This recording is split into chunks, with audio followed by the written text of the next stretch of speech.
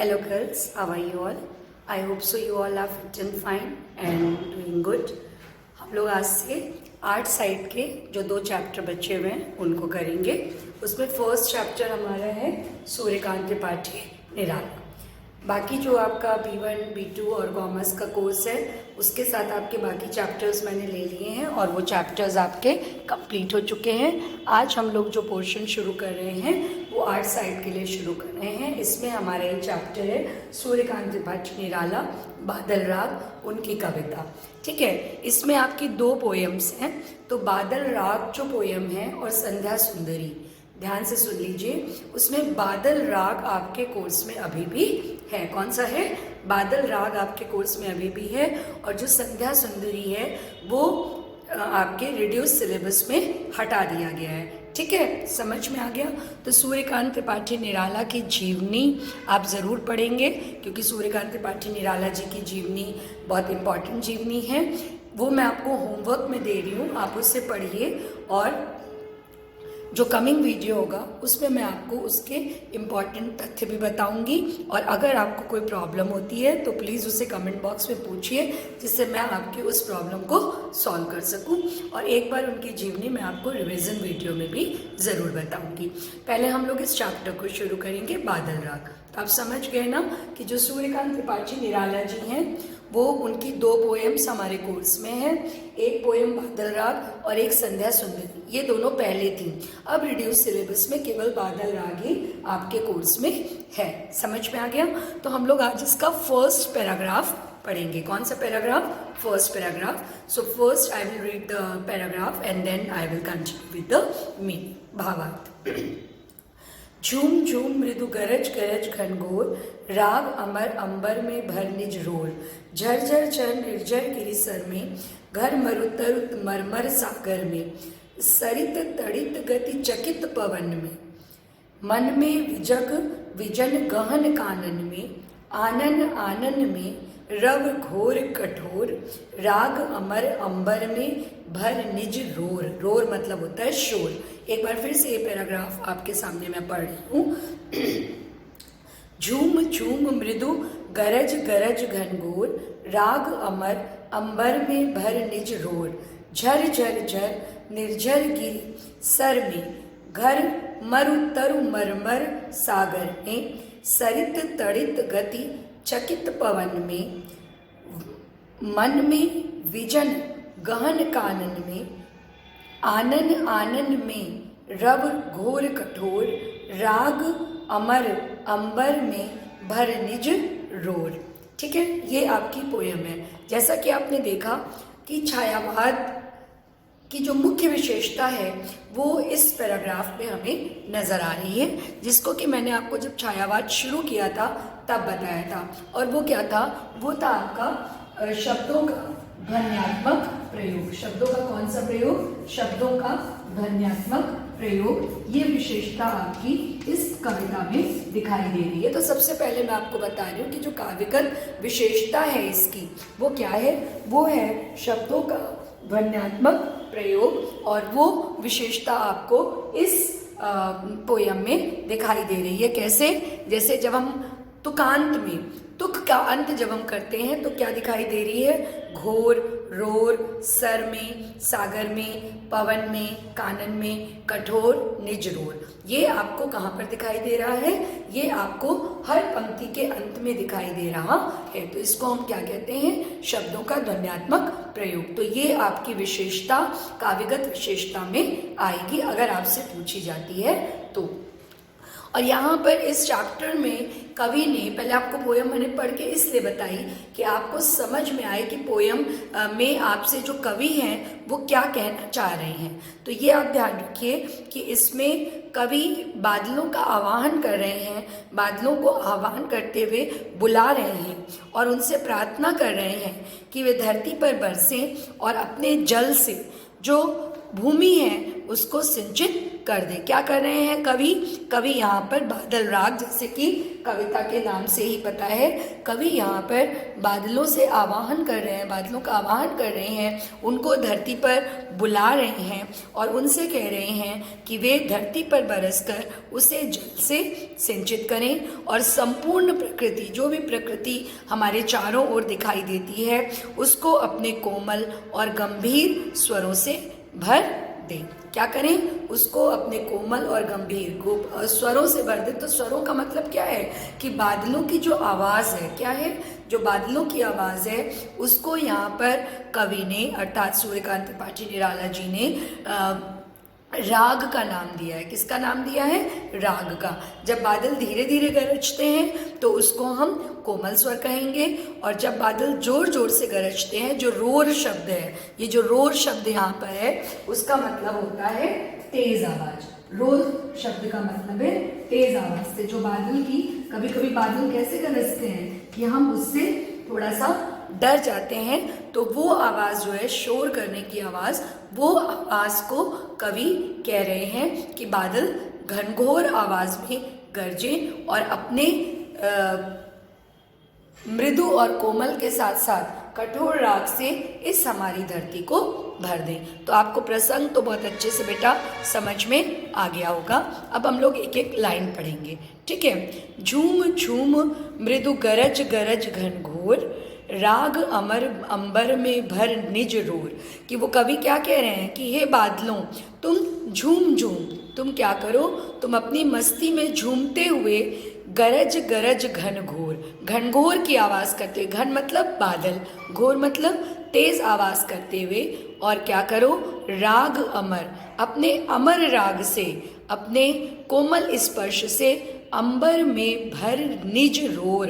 अंबर मतलब आकाश, भर मतलब भर करके, निज मतलब अपना, रोर मतलब शोर, रोर मतलब शोर। तो कवि यहाँ क्या कहना चाह रहे हैं? कवि यहाँ कहना चाह रहे हैं कि हे बादलों, फिर से मैं आपको अलग अलग अर्थ बता रही हूँ। झूम झूम मतलब झूमते हुए, मृदु मतलब कोमल, गरज गरज मतलब जो बादल गर्जना करते हैं, जो उनकी आवाज़ आती है, घन मतलब बादल, घोर मतलब घने, राग अमर मतलब जो तुम्हारा राग है, जो तुम्हारी आवाज़ है, वो इस पृथ्वी पर क्या है? वो इस पृथ्वी पर अमर है। क्यों अमर है? क्योंकि बादल जो हैं वो गरजते हैं, और सबको ये पता है कि बादल गरजते हैं तो आवाज़ करते हैं। अंबर मतलब आकाश, भर मतलब भर करके, निज मतलब अपनी, और रोर मतलब शोर। तो कवि क्या कह रहे हैं कि हे बादलों, अपनी मस्ती में झूमते हुए, अपने कोमल स्पर्श से और घनघोर आवाज़ से, घनघोर गर्जना से मतलब अपने कोमल स्वरों से और घनघोर गर्जना से संपूर्ण वातावरण को भर दो। क्या करो? संपूर्ण वातावरण को भर दो। अपने शोर से आकाश में क्या करो? राग अमर अंबर में भर निज रोर। सेकंड लाइन देखिए, राग अमर अंबर में भर निज रोर, कि अपनी जोर की आवाज़ से, अपने शोर से आकाश में तुम क्या भर दो? अमर संगीत भर दो। यहाँ राग का मतलब क्या है? राग का मतलब यहाँ पर संगीत से है। जो ये राग वर्ड है आपका, राग वर्ड का मतलब क्या होगा? राग का मतलब यहाँ पर संगीत से है, कि जो तुम्हारे तेज आवाज़ है वो तीव्र स्वर लगेंगे, और जो तुम्हारी कोमल आवाज़ है, जो मधुर आवाज़ है, वो कैसी होगी? कोमलता से भरी हुई होगी। तो तुम क्या करो? तुम इस आकाश को अपने शोर से और कोमल और मृदु स्वरों से, अमर संगीत से भर दो। फिर थर्ड लाइन देखिए, झर झर झर निर्झर गिर सर में, घर मरु तरु मरमर सागर में। झर झर झर, झरझर का मतलब है यहाँ बरसो। हे बादलों, तुम झरझर झर, तुम लगातार पृथ्वी पर बरसो। निर्झर गिरि सर में, निर्झर अर्थात झरनों में, गिरि अर्थात पहाड़ों में, और सर अर्थात तालाबों में। कहाँ कहाँ बरसो? निर्झर अर्थात झरने में, गिरि अर्थात पहाड़ों में, और सर अर्थात तालाबों में तुम बरसो। घर में, घर के आंगन में और घर की छत में भी तुम अपने मृदु स्वरों से बरसो। मरु, मरु अर्थात पर्वतों में, मरु मतलब पर्वत, गिरी मतलब भी पर्वत, और गिरी मतलब पर्वत, मरु मतलब मरुस्थल, सॉरी, गिरी मरु मतलब मरुस्थल। तरु मरमर, मरु तरु मरमर, मरु तरु मरमर क्या है? मरु तरु मरमर मतलब जो मरुस्थल के जो तरु हैं, मरु तरु अर्थात मरुस्थल के जो तरु अर्थात जो पेड़ हैं मरमर हो गए हैं। क्यों हो गए हैं? क्योंकि आपको पता है कि रेगिस्तान में पानी कम मिलता है और रेगिस्तान में बारिश कम होती है। तो तुम वहाँ भी बरसो, सागर में और समुद्र में बरसो। तो पहले मैं आपको इसका सरल अर्थ बताऊंगी, शाब्दिक अर्थ बताऊंगी, और फिर आपको कैसे लिखना है वो बताऊंगी। तो सरल अर्थ तो बेटा इसका ये है कि हे बादलों तुम धरती में बरसो। हे बादलों तुम क्या करो? तुम धरती में लगातार बरसो। कहाँ कहाँ बरसो? झरनों में बरसो, पहाड़ों में बरसो, तालाबों में बरसो, और इसके साथ साथ तुम घर के आंगन में, घर की छत में बरसो, घर की दीवालों में बरसो, और घर को पूरा मंगलमय संगीत से भर दो। और तरु मरमर सागर में अर्थात जो मरु तरु मरमर सागर में कि जो मरुस्थल के जो पेड़ हैं जो कि मरमर स्वर से अपने अस्तित्व के नष्ट होने की बात कर रहे हैं, उनको भी तुम अपने स्वर से गुजा करके और अपनी बारिश दे, अपने पानी से उनको भी ऐसे जीवन दे दो कि उनमें नवीन जीवन का संचार हो सके। तो इसको आप कैसे लिखेंगे? इसको आप लिखेंगे कि हे बादल या बादलों तुम क्या करो? तुम धरती पर बरसो, जिससे झरनों की जो झरझर ध्वनि हो वो पर्वतों और सरोवरों में भर जाए। जब बादल बरसेगा तो झरने का पानी और बढ़ेगा, और वो झरना किस में जा कर के गिरेगा? वो गिरेगा आपका पर्वतों में और सरोवरों में। पर्वतों के बीच से झरने निकलते हैं और वो किस में जा कर के गिरेंगे? वो आपके सरोवरों में और बादलों में गिरेंगे। तो क्या कहना चाह रहे हैं वो कि हे बादलों तुम धरती पर बरसो, जिससे झरने की जो झरझर ध्वनि है वो पर्वतों और सरोवरों में भर जाए। उसके बाद वो क्या कह रहे हैं? गिरी सर में, ठीक है, सरित तड़ित गति चकित पवन में। और कहाँ बरसो? हे बादलों तुम अपने जल से सरिताओं और सरोवरों को परिपूर्ण कर दो। तुम क्या करो? जो ये सब शब्द लिखा है ना निर्झर गिरिसर में, कि तुम सरिताओं को अर्थात नदियों को और ये सर मतलब तालाबों को अपने जल से परिपूर्ण होकर के सरसता का संचार उनमें कर दो। सरसता मतलब अर्थात पानी, मतलब जो पानी होगा, जो बादल बरसेगा तो खुशियाँ आती हैं। तो यही उसका मतलब है कि तुम अपने जल से सरिताओं और सरोवरों को परिपूर्ण करो, जिससे कि उसमें सरसता का संचार हो। फिर देखिए वो क्या कह रही हैं कि हे बादलों तुम अपने स्वर में, अपने अमर संगीत से प्रकृति के जो कण कण, यहाँ पर जो इतने सारे नाम लिए हैं ना, झर, निर्झर, गिरी, सर, घर, मरु, तरु, सागर, सरित, तड़ित, गति चकित पवन में, मन में, विजन, गहन कानन में। सरित तड़ित गति, सरित की तुम जब बहोगे, जब तुम बरसोगे तो क्या होगा? नदियों का जल वेग से बहेगा। तड़ित गति, तो जो नदियों का जल जब बहेगा तो उससे क्या होगा? नदियों के जल के बहने से जो पवन होगी वो ज़्यादा तेज चलेगी और उसमें पवन से नदी में प्रवाह ज़्यादा होगा। तुम मन में बरसो, विजन गहन कानन में, विजन मतलब जहाँ पर कोई नहीं रहता हो, तुम निर्जन स्थान पर भी बरसो। गहन अर्थात गहरे, कानन अर्थात जंगल में भी बरसो। आनन आनन में रव घोर कठोर, आनन आनन, आनन मतलब हर चेहरे में, आनन मतलब होता है चेहरा, जो हमारा हम सबका चेहरा है। आनन आनन में तुम हर चेहरे में, हर चेहरे की स्वभाव की सरलता को तुम क्या करो? रव घोर कठोर, कि जो चेहरा है आपका उसमें, उसकी सरलता में और उसकी परिस्थितियों की कठिनता में, कठिन समय में उनको तुम कठोरता, रव घोर कठोर, उनको तुम कठोरता भी प्रदान करो, क्योंकि जीवन में हमेशा केवल सुख नहीं रहेगा, कभी कभी परेशानियां भी आएंगी, तकलीफ़ें भी आएंगी, तो हम उसका मजबूती से मुकाबला कर सके। राग अमर अंबर में भर निज रोर, और तुम क्या करो, फिर वही चीज़ जो सेकंड लाइन है वो उन्होंने रिपीट की है, राग अमर अंबर में भर निज रोर, कि अपने राग को इस पृथ्वी पर अमरता से पैदा करो, जिससे संपूर्ण आकाश जो है वो भर जाए, जिससे संपूर्ण आकाश भर जाए। तो थर्ड लाइन तक का अर्थ मैं आपको बता चुकी हूँ। फोर्थ लाइन का अर्थ एक बार और आपको कैसे लिखना है ये बता रही हूँ। घर तरु मरमर सागर में, घर तरु, घर मरु तरु मरमर सागर में, तो वो कह रही हैं कि सरिताएं और सरोवर जो हैं वो जल से परिपूर्ण होकर के समरसता का या सरसता का संचार करें। यहाँ तक आपको बताया था। इसके बाद वो कह रहे हैं कि हे बादलों, तुम अपने स्वर से, अमर संगीत से प्रकृति के कण कण में नवजीवन का संचार कर दो, जिससे प्रत्येक घर उसी स्वर लहरी से ध्वनित हो उठे। वो क्या कहना चाह रहे हैं कि हे बादलों, तुम अपने स्वर से, अमर संगीत से प्रकृति के कण कण में नवजीवन का संचार कर दो, जिससे प्रत्येक घर उसी स्वर लहरी से ध्वनित हो उठे। प्रत्येक घर में वही स्वर लहरियाँ, बादलों का शोर ध्वनित हो उठे और प्रत्येक घर प्रसन्नता से भर जाए।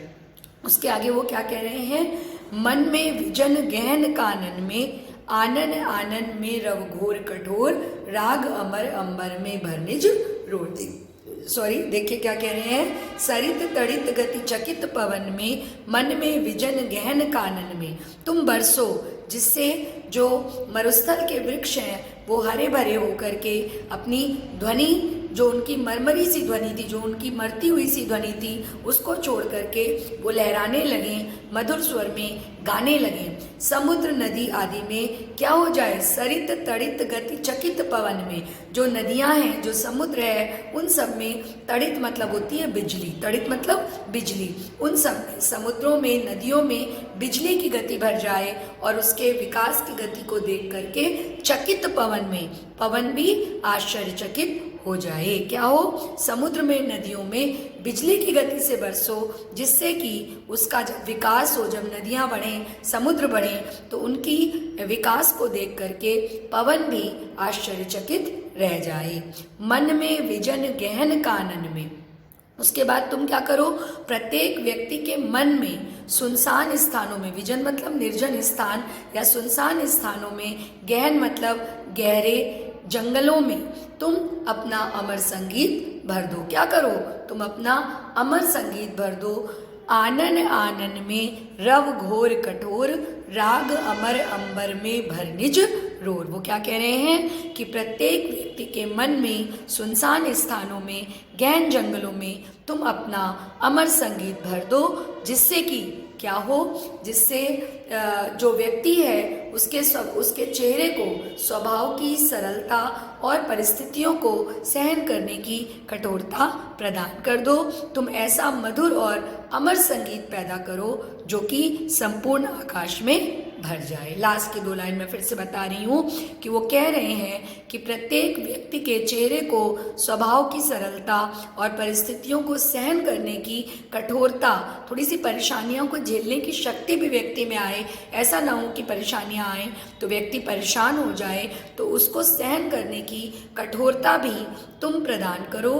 तुम ऐसा मधुर और अमर संगीत भर दो जो संपूर्ण आकाश में भर जाए, जो संपूर्ण आकाश में भर जाए। तो इसमें एक तो आपको मैं इसकी अब विशेषता बताती हूँ कि राग का मतलब मैंने आपको बताया था कि संगीत होता है, का मतलब क्या होता है, सुहाना संगीत। उसके बाद इस पद्यांश में कवि के कौन से भाव प्रकट हुए हैं, एक तो संगीत में भाव प्रकट हुआ है, दूसरा लोक कल्याणकारी भाव प्रकट हुआ है। कौन सा भाव प्रकट हुआ है, लोक कल्याणकारी।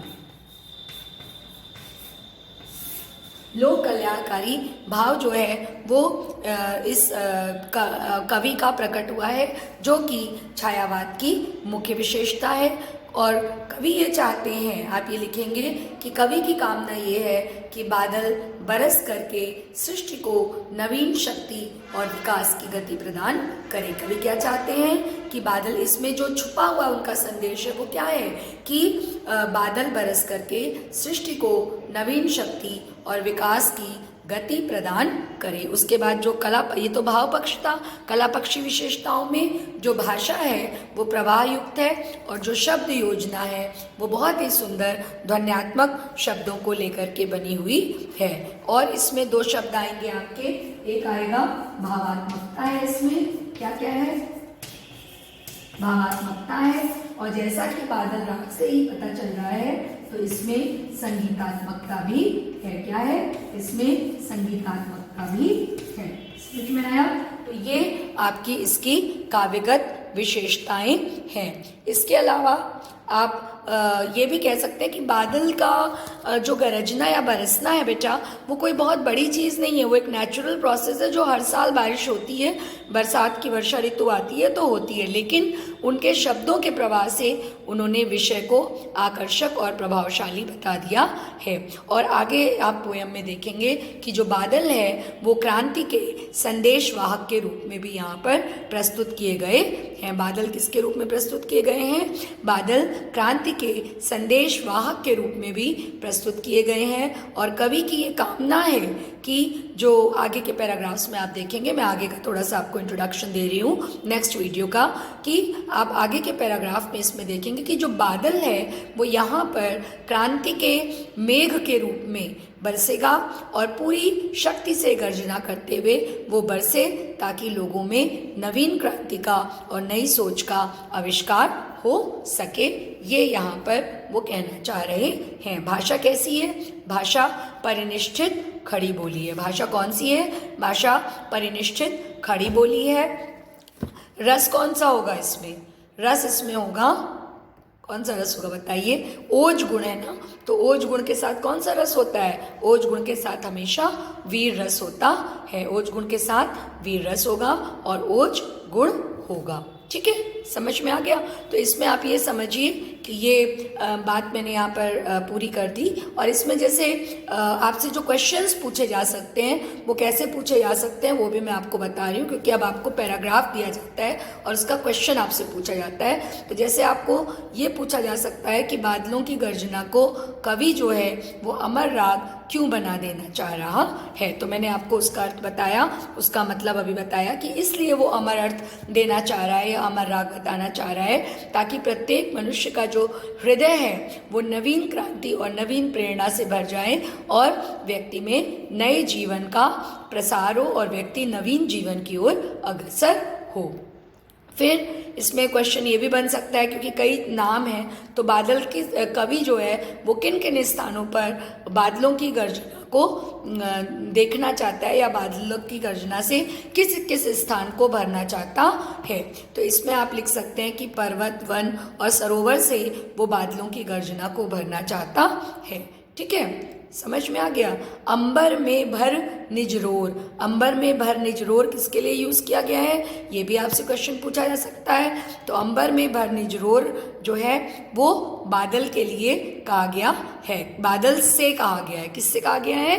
बादल से कहा गया है। ठीक है, और अमर राग, अमर राग का मतलब क्या है? तो अमर राग, जैसे इसमें जो आपकी लाइन है, कौन सी लाइन है मैं आपको बताती हूँ। अमर राग, जो इसमें शब्द यूज हुआ है कि राग अमर, अमर राग अमर जो शब्द यूज हुआ है, तो वो राग अमर से व्यक्ति या कवि क्या कहना चाहता है या कवि का क्या आशय है? तो उस राग अमर से व्यक्ति का आशय उस जीवन संगीत से है कि जो विषम परिस्थितियों में भी व्यक्ति को सहजता से चलने की सहन शक्ति प्रदान करता है। समझ में आ गया?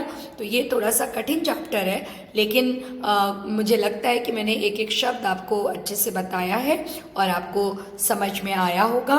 और अगर इससे संबंधित कोई भी क्वेरीज हैं या कुछ भी आपको नहीं समझ में आता है तो आप प्लीज़ पूछिए, इस वीडियो को एक बार और देखिए, अपने नोट्स कंप्लीट कीजिए। और अब तो आप स्कूल भी आ रहे हैं, तो अगर आपको कोई प्रॉब्लम है तो आप स्कूल में भी मुझसे पूछ सकते हैं, और अगर आप स्कूल नहीं आ रहे हैं तो आप कमेंट बॉक्स में भी पूछ सकते हैं। ठीक है, तो इस पोएम को कंप्लीट करने के बाद हम आपका जो एक चैप्टर और बचा है उसे कंप्लीट करेंगे, और उसके साथ ही आपका कोर्स जो है वो कंप्लीट हो जाएगा। तो need not to worry for completing the course, but there should be standard studies for from yourself also.